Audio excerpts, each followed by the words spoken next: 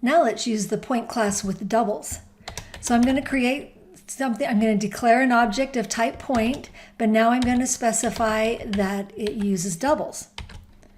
And I'm going to call this one point 3.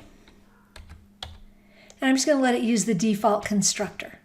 And then I can go ahead and print it out like this, except that I'll change it to label the point 3 and then point 3 there and point 3 there. And let's compile and run that.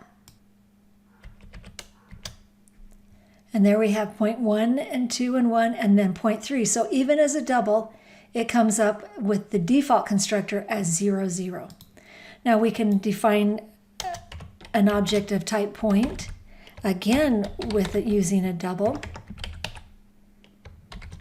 And this time, let's go ahead and give it some values. So 38.23 and 89.75.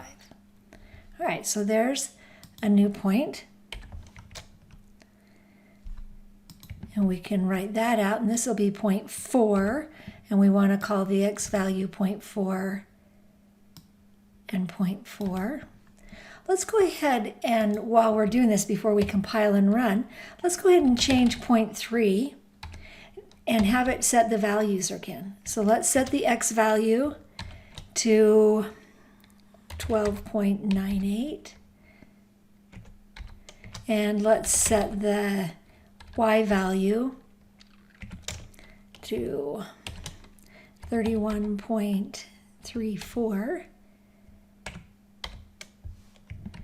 And then print out 0.3 again.